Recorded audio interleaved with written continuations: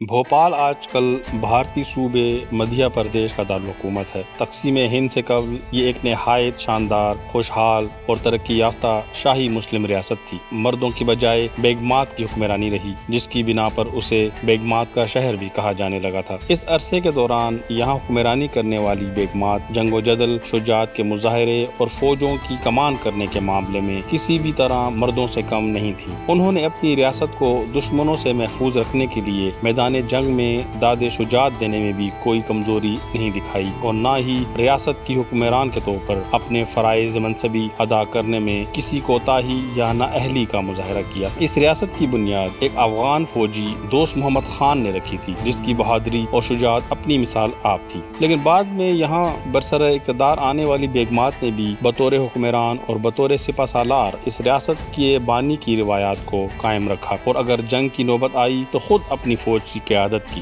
گھڑ سواری اور فنون سپاہ گیری میں انہیں مکمل مہارت حاصل تھی۔ دوست محمد خان نے اپنی سلطنت کا مرکز 1707 میں بھوپال شہر کو بنایا، جو 11ویں صدی سے اپنی جگہ پر موجود تھا۔ اس وقت شاید دوست محمد خان کو گمان بھی نہ گزرا ہو کہ تقریباً 100 سال بعد اس کی ریاست کی عنان حکومت ایسی خواتین کے ہاتھوں میں رہے گی جو اپنی فوجوں کی قیادت کریں گی، جو گھڑ سواری، شمشیر زنی، تیر اندازی، نیزہ بازی اور دیگر تمام فنون حرب میں ماہر ہونے کے ساتھ ساتھ بہترین حکمران اور شاندار منتظم بھی ہوں گی۔ ریاست بھوپال پر خواتین کی حکمرانی کا آغاز قدسیہ بیگم سے ہوا، جنہوں نے اپنے شوہر کے انتقال کے بعد عدت ختم ہوتے ہی نقاب اتار کر ایک طرف رکھا اور اعلان کیا کہ آج سے ریاست کی سلطان وہ خود ہوں گی، اور ان کی جانشین ان کی بیٹی سکندر ہوں گی، جو اس وقت 15 ماہ کی تھی۔ اس وقت ایک افواہ یہ بھی سننے میں آ رہی تھی کہ ان کے شوہر کی موت طبیعی نہیں تھی، انہیں قتل کیا گیا تھا۔ اگرچہ ان کے شوہر کے قتل کی بات مصدقہ نہیں تھی، تب بھی تاریخ میں یہ تو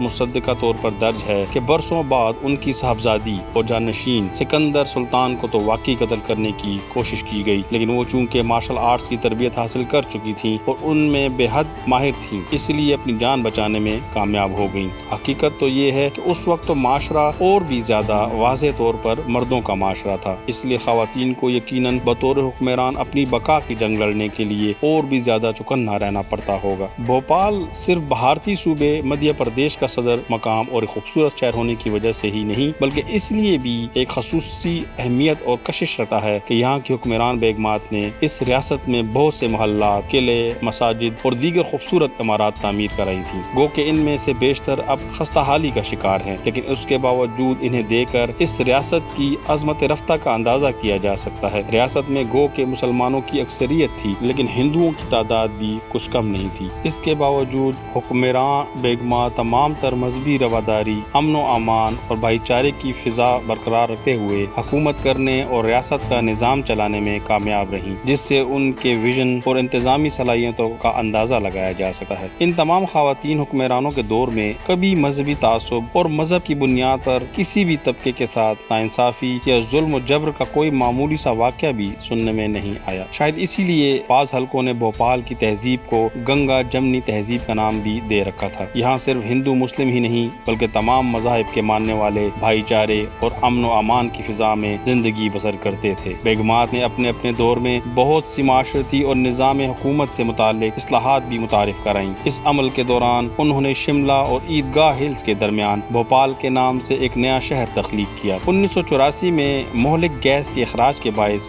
بڑے پیمانے پر انسانوں کی ہلاکت کا واقعہ بھی بھوپال کی عالمی پیمانے پر شہرت کا ذریعہ بنا، مگر یہ ایک طرح سے منفی شہرت تھی۔ لیکن اب ایک سیاحتی اور قابل دید مقام کے طور پر بھوپال دیگر کئی شہروں کی طرح اہمیت حاصل کر چکا ہے، جن میں آگرہ، جے پور اور اودے پور وغیرہ شامل ہیں۔ یہاں کا ایک مشہور محل جہاں نما پیلیس، جسے اب ہوٹل کی شکل دی جا چکی ہے، اس کے ارد گرد آج بھی آپ کو صبح سویرے اعلیٰ نسل کے گھوڑوں کا دستہ گشت کرتا دکھائی دے گا۔ اس منظر کو دیکھ کر گمان گزرتا ہے کہ بھوپال شاید آج بھی اسی طرح ایک شاہی ریاست ہے جس طرح تقسیم ہند سے قبل ہوا کرتی تھی۔ ہوٹل میں تبدیل ہو جانے والے جہاں نما پیلس میں اب بھی بھوپال کی بیگمات کی شاندار پینٹنگز آویزاں ہیں جو خوبصورت نقرئی فریموں سے آراستہ ہیں۔ ہوٹل کے طویل و عریض خوشنما لان خوبصورت اور رنگ پھولوں اور پھلوں سے لدے پودوں اور درختوں سے آراستہ دکھائی دیتے ہیں۔ جہاں نما پیلس 1890 میں جنرل عبید اللہ خان نے تعمیر کرایا تھا، جو اس وقت کی شاہی ریاست بھوپال کی افواج کے کمانڈر ان چیف تھے۔ وہ نواب سلطان جہاں بیگم کے دوسرے بیٹے تھے۔ سال تک امتداد زمانہ کا سامنا کرنے کے باعث ظاہر ہے جہاں نما پیلس میں کہنگی اور خستہ حالی کے کچھ نہ کچھ آثار نمایاں ہو چکے تھے، لیکن جنرل عبید اللہ خان کے صاحبزادوں نادر اور یاور راشد مرحوم نے اس کی مرمت، تزئین اور آرائش و نو کے ذریعے نہ صرف اس کی شاہانہ عظمت کو بحال کر دیا بلکہ اس کی قدامت میں معمولی سا جدت کا رنگ بھی شامل کر دیا،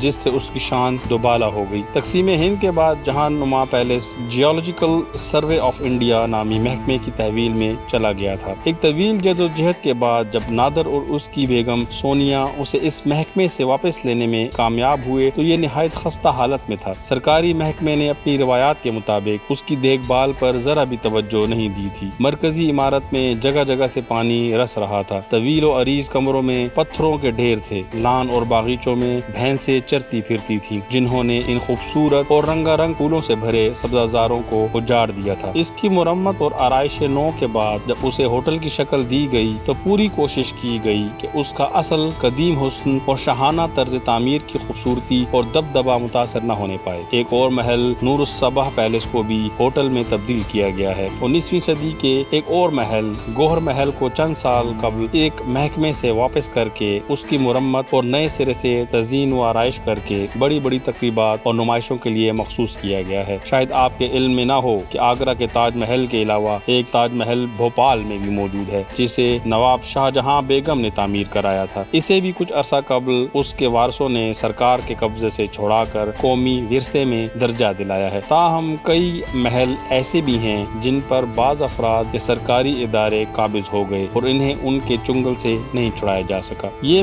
شاندار محل کھنڈر ہو رہے ہیں اور ان کی شاہانہ شان و شوکت اور عظمت دھیرے دھیرے معدوم ہو رہی ہے۔ شہر کا ایک مقام جسے صرف چوک کہا جاتا ہے، اس حصے میں آپ کو کئی ایسے محلات نظر آئیں گے جو دھیرے دھیرے کھنڈرات میں تبدیل ہو رہے ہیں۔ یہ محل کبھی شاہانہ روب و دبدبے اور شان و شوکت کے مظہر تھے، مگر اب لاوارث سی حالت میں نہ جانے کن کن ہاتھوں میں کس کس مصرف میں ہیں اور نہ جانے کس انجام کی طرف جا رہے ہیں۔ ان میں ایک شوکت محل ہے جسے ایک فرانسیسی آرکیٹیکٹ نے ڈیزائن کیا تھا اور نواب قدسیہ بیگم نے یہ اپنی بیٹی سکندر بیگم کو اس کی شادی کے موقع پر جہیز میں دینے کے لیے تعمیر کرایا تھا۔ اسی طرح صدر منزل نامی ایک محل ہے جہاں کبھی بڑے بڑے شاہی دربار منعقد ہوتے تھے، مگر اب اس پر بربادی پنجے گاڑ رہی ہے۔ دہلی کی جامع مسجد اور لاہور کی بادشاہی مسجد سے متاثر ہو کر یہاں بھی ان سے ملتے جلتے ڈیزائن میں تاج المساجد تعمیر کی گئی تھی۔ اس کے مینار 18 منزل اونچے ہیں۔ اس کے علاوہ ایک موتی مسجد ہے جس کا سامنے کا حصہ سارے کا سارا سنگ مرمر کا ہے۔ بھوپال کا چوک بازار بھی ایک قابل دید مقام ہے جہاں سے آپ دنیا کی ہر چیز خرید سکتے ہیں۔ یہاں کے زردوزی کے کام والے شادی بیاہ کے خصوصی ملبوسات اور پرس خاص طور پر بہت مشہور ہیں۔ ان پر انسانی ہاتھوں سے کیا گیا کام دیکھ کر لوگ سحر زدہ ہو کر رہ جاتے ہیں۔ دنیا جہان کی چیزوں کے علاوہ یہاں مسلمانوں کے قدیم ہندوستانی شہروں کے مشہور کھانے بھی ہوٹلوں اور ریستورانوں میں دستیاب ہیں۔ شام ہوتے ہی بازاروں میں کھانوں کی اشتہا انگیز مہک پھیلنے لگتی ہے۔ جن باورچی خانوں میں یہ کھانے تیار ہوتے ہیں ان کے دروازے ہر خاص و عام کے لیے کھلے ہوتے ہیں۔ کھوئے والی چائے، سماوار کی چائے، جلیبی، قورمہ اور کباب ان ریستورانوں کی خاص سوغاتیں ہیں۔ جب آپ سیر سپاٹے اور صحت سے تھک جائیں تو جہاں نما پیلس کے عقب میں ایک زولوجیکل پارک بھی ہے۔ بھوپال کے مضافاتی علاقے میں پھیلا ہوا یہ پارک ایک سرسبز جنگل کا نظارہ پیش کرتا ہے جہاں رنگ رنگ پھولوں سے لدے پودے، جھیل اور خوبصورت سبزہ ہے۔ یہاں کی سیر کر کے یا پھر کسی گوشے میں سکون سے کچھ وقت گزار کر انسان تازہ دم ہو جاتا ہے۔ اس خوبصورت ماحول میں ریسٹورنٹ بھی موجود ہے جہاں درختوں کے نیچے میزیں لگی ہیں اور ان پر پیرافین سے جلنے والے لیمپ مدھم اور رومانی قسم کی روشنی بکھیرتے ہیں۔ اس روشنی میں اور اس قسم کے ریسٹورنٹ میں رات کے کھانے کا مزہ ہی کچھ اور ہے۔ ڈنر کے دوران آپ کو مور بھی ادھر ادھر پھرتے اور اپنے خوبصورت رنگا رنگ پر یا دم پھیلائے نظر آئیں گے۔ اس طرح کے نظارے آپ کی روح کو مزید تازگی دیں گے۔ تقسیم ہند سے قبل بھارت کے شہروں کا جو ماحول، رنگ ڈھنگ، فضا اور ثقافتی شناخت تھی، ان سب اوصاف سے اب بیشتر شہر محروم ہو چکے ہیں۔ اس کی بہت سی وجوہ ہیں۔ بے تحاشا بڑھتی ہوئی آبادی، کسی منصوبہ بندی کے بغیر بے ہنگم انداز میں شہروں کا پھیلاؤ، متعلقہ محکموں کی نااہلی اور بد انتظامی، شہریوں کے پاس وسائل کی کمی اور غربت وغیرہ۔ پاکستان میں بھی زیادہ تر شہروں کا حلیہ بگڑنے کی وجہ یہی ہے، لیکن بھارت کا شہر بھوپال اس لحاظ سے خوش قسمت ہے کہ یہ ابھی تک اپنے پرانے ماحول، روایات، فضا اور ثقافتی رنگ مزاج کو سنبھالے رکھنے میں کامیاب رہا ہے۔ قدرتی طور پر اس کا محل وقوع بھی خوبصورت ہے۔ شہر میں اب بھی متعدد جھیلیں اور تالاب موجود ہیں جو گندگی، آلودگی اور کوڑا کرکٹ کی وجہ سے برباد نہیں ہوئے۔ یہاں اب بھی مشاعرے ہوتے ہیں۔ صحافیوں اور ادیبوں کی سرگرمیوں کی بدولت اب بھی شہر کی فضا میں ایک صحت مندانہ ہلچل محسوس ہوتی ہے۔ یہاں اب بھی گلی محلوں میں چائے کی محفلیں، شعر و سخن کی مجالس اور چھوٹے موٹے سماجی مسائل نمٹانے کے لیے اجتماعات دکھائی دیتے ہیں۔ لوگ شطرنج کی بساط بچھائے یا کیرم بورڈ کھیلتے بھی دکھائی دیتے ہیں۔ مذہبی تعصب نہ ہونے کے برابر ہے اور گنگا جمنی تہذیب ابھی یہاں ناپید نہیں ہوئی۔ البتہ وقت کی رفتار اس حد تک ضرور اثر انداز ہوئی ہے کہ بھوپال اب گویا ایک کی بجائے دو شہروں کا مجموعہ بن گیا ہے۔ پرانا بھوپال اور نیا بھوپال، تمام قدیم تاریخی عمارات اور محلات وغیرہ پرانے شہر میں ہیں، جن میں سے بیشتر اب کھنڈرات ہوتے جا رہے ہیں، لیکن وہ بہرحال اس شہر کی عظمت رفتہ کا عکس ہیں۔ نیا بھوپال وسطی ایشیا کے بیشتر شہروں کی طرح ان متفرق آبادیوں پر مشتمل ہے جو پچھلی 5-7 دہائیوں کے دوران وجود میں آئی ہیں۔ بہرحال نئے اور پرانے بھوپال دونوں ہی کے ماحول میں مذہبی ہم آہنگی دیکھنے میں آتی ہے۔ فضا میں نفرتی مسموم لہریں محسوس نہیں ہوتی۔ تقسیم ہند سے پہلے کی طرح ہندو اور مسلمان اب بھی ایک دوسرے کی تقریبات میں شریک ہوتے ہیں۔ شاید وہ بھارت کے بعض دوسرے شہروں میں رہنے والے کچھ لوگوں کی طرح متعصب، تنگ ذہن اور تنگ نظر نہیں ہیں، اپنا برا بھلا سمجھتے ہیں، شعور رکھتے ہیں۔